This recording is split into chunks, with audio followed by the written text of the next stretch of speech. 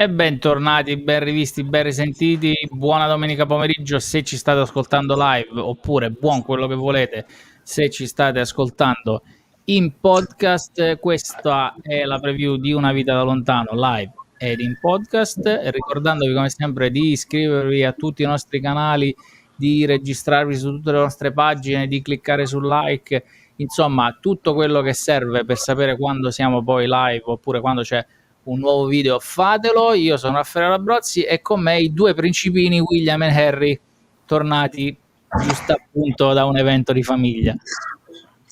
Torno un evento di famiglia, però al massimo posso essere uno tra Racchi e Canito, perché tra i protagonisti c'erano i cani mio e di mio cugino, per cui non credo di essere a livello principesco, principale o principevole in questo pomeriggio sera di domenica. Va bene. Detto come sempre, ciancio alle bande e bando alle ciance, ciao a tutti anche da parte di Piero, e senza tema, senza indugio e senza nemmeno riassunto passo la palla ad Emiliano. Ciao a tutti, grazie Piero, grazie Raffaele per la splendida presentazione usuale.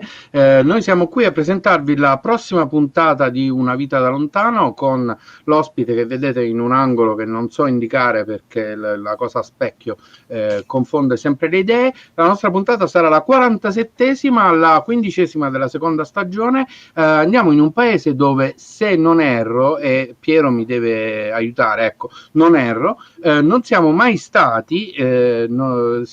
fisicamente, noi ci siamo stati di passaggio perché ci si passa per andare altrove, no? Però raramente sì, lo farai giovedì. Ma questa lunedì? Giovedì. Ecco, scusa, sento male. Le basi, ti mancano le basi. Di giovedì andiamo. 1, 2, 3, ricomincio da capo. Benvenuta alla nostra prossima ospite, sempre che non decida di non farsi vedere perché questa presentazione è stata troppo. Valeria Rosso, benvenuta a Una vita da lontano, direi questa gabbia di matti, ma è giusto la domenica che siamo. No, ce l'ho scritto. No, del podcast, dico, ti ricordo il nome, bravo. Benvenuta. Ciao, grazie a tutti. Allora, sono molto contenta di essere vostra ospite. Questa è una notizia perché effettivamente noi siamo confusionari e facciamo di tutto per confondere gli ospiti in questa presentazione. Tu sei a Vienna, in Austria, per quello dicevo che paesi che uno attraversa per andare altrove, a meno che non venga proprio in Austria. Ci racconterai un po' di cose dell'Austria, se vuoi, ovviamente può, anche di altri paesi. Presentati per il nostro pubblico, per i nostri ascoltatori, per così incuriosirli oppure per sfidarli a venirci a sentire giovedì. Io sono Valeria, vengo da Biella, cittadina piemontese, ai piedi delle Alpi, e sono una ex entusiasta studentessa Erasmus che ha fatto appunto l'Erasmus qua a Vienna ormai troppi anni fa, e dopodiché sono ritornata per lavoro e adesso è già dal 2013 che vivo qua nella capitale austriaca. Wow. Perfetto. Quindi, ciancio alle bande, bando alle ciance, come dice Piero, diciamo sempre.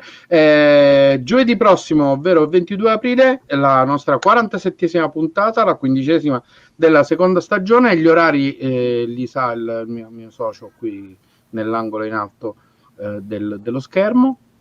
Ah sì? Sì, li sai, non li sai tu?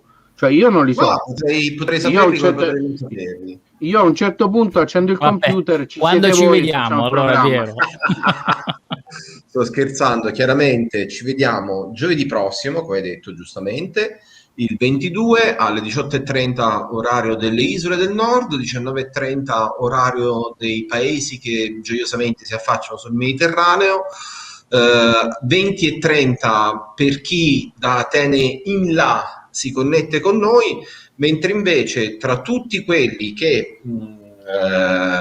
come dire, supportando Valeria del proprio cognome si connettono da Rossosh nel Voronezh in Russia, debbono ricordarsi di venire da noi alle 20:30. Perfetto, questa era la preview di Una vita da lontano live ed in podcast. Noi ci vediamo dal vivo giovedì, ma ci sentiamo come sempre dappertutto. Basta cercare Una vita da lontano o A Life from Afar in inglese. Sì, Piero? Sì, abbiamo aggiunto. Bissam Donastak. Ecco, perfetto.